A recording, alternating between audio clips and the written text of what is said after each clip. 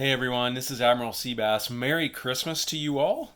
Um, I know many people have today off and are celebrating with their friends and their families, so Merry Christmas to you. And I wanted to surprise you with a look at some of the units from Global War 85. Doug has been very busy 3D printing some of these units for the prototype game we're putting together. And he and I thought it'd be a good idea to show you some of these and some of the progress we're making. So today I want to show you mostly US, some of the US units. This is not all the US units that we're going to have in the prototype game, but it is a lot of them. And I wanted to start here with some of the naval units and some of the naval aircraft units. This is a Nimitz class nuclear powered aircraft carrier. And you can see here we've got it painted up in olive drab for the US. And we've got three types of naval units here that will be associated, we think, with a nuclear-powered aircraft carrier. First, and probably the most famous, if you've seen Top Gun especially, is the F-14 Tomcat. That'll be a naval interceptor in this game. And one of the things we're toying around with now is not having just a tactical bomber and a fighter, but interceptors, fighters, and strike aircraft. So the F-14 will be the naval interceptor. The A-6 intruder here will be more like the naval strike aircraft, focused on hitting ships and land targets also, and land threat projection from the aircraft carrier. And then this is the F-4 Phantom, a very versatile fighter and a bomber, which in this game we're calling it right now a marine fighter, but will be capable of not only air superiority, but also some fun thing, able to hit ground targets, etc. as well. So I love these sculpts, and I've already got them on flight stands. And so there's some of the aircraft carrier units and aircraft that we're planning to have in this game. So where are we going to go next? Let's see. Let's go right here. This is one of my favorites. Speaking of the Marines, this is a Tarawa class amphibious assault ship, also called a landing helicopter assault ship. And this thing is basically just a big floating amphibious assault platform. It could carry Marines. It could carry these Harrier jets, which were capable of vertical takeoff and landing. It could carry anti-submarine helicopters as well. So this will be the dominant Marine force in the game. And the Harrier I just love. That's right here. That's an Avro AV-8A Harrier, one of the most common types of VTOL marine aircraft used by the U.S. in the 1980s. So I just love these sculpts and have had a lot of fun painting these up. So let's go over here now and look at the rest of some of the surface type units that we're putting in our prototype game. This one will be familiar to you. That's the Iowa class battleship. In the 1980s, U.S. President Reagan had something called a 600 ship navy, which was a goal he set to really enhance the naval forces of the United States. And part of that was basically bringing these out of mothballs and refitting them and making them more modern ships. And what you can see is, I'm going to try to pull this up here, is you can see right in the middle there. Let me see if I can get it to focus, which of course I can't. But in the middle there, they've added on this 3D sculpt the anti-ship and Tomahawk cruise missile launchers to this ship.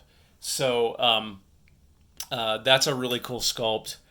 This second one here is the Ticonderoga class cruiser, which had all kinds of weapons platforms available to it in the 1980s. And so that will be the cruiser in the game. This is the Oliver Hazard Perry class frigate. What we don't have here yet is the Spruance class destroyers. Doug's making those up right now and sending them to me. But these are the frigates, which were largely designed for sub and anti-ship missile defense. This next one here was a very important part of task forces. That's a Los Angeles class attack submarine, nuclear powered. Oh, by the way, the Ticonderoga was nuclear powered as well.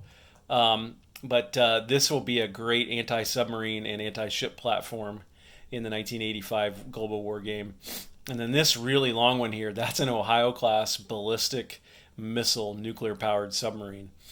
This thing will be able to launch sub-launch ballistic missiles, and very, very powerful in real life, and looks great here, especially next to the LA. So they just look really different. So again, I think the only thing really missing here is the Spruance class destroyer, which we will add. And once we have that, then we would have the ability for the U.S. player to have a complete task force type naval organization in the game, which we're really excited about. A couple more things I want to show you. This one is a Patriot, which is a surface-to-air missile platform, which many of you, if you ever followed the first Gulf War in the early 90s, these were famous because they used their anti-ballistic missile capability to shoot down Iraqi Scuds that were fired into Saudi Arabia and into Israel. And they also serve as a surface-to-air missile launcher as well. And so think of those as more of your anti-aircraft artillery type units. In 36, by the 80s, surface-to-air missiles and even anti-ballistic missile technology had really taken off. And so in fact, this was the very first 3D print Doug sent me and I painted up. So we're really excited about that one. And then last but not least, let me turn it around here and check this guy out. This is, in this prototype game, red is going to be Chinese. And so this is a Chinese H-6 bomber, which is really a repurposed Soviet Tu-16 bomber that the Chinese designated the H-6. And they use these in a couple of different ways. They were their primary maritime bomber, serving a similar role to the Soviet Tu-22M backfire for anti-ship capability, because the Chinese didn't have a huge navy in the 1980s, so they had to supplement their naval forces with a lot of air power, land-based air power, to threat project around in the in the seas around China, and they use this H-6 partially for that. And so that's a great looking sculpt. Looks great on a flight stand there too. They also use some for more traditional bomber purposes as well against land units. So you'll see these for China in the game, both from an anti-naval and an anti-ground perspective. So, hey, I just wanted to give you a treat here and show you some of the units and things that we're working on for Global War 85. I love these 3D prints Doug's putting together.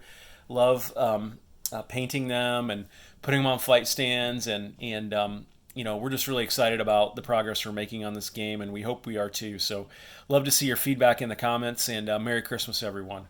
Take care. This is Admiral Seabass signing off.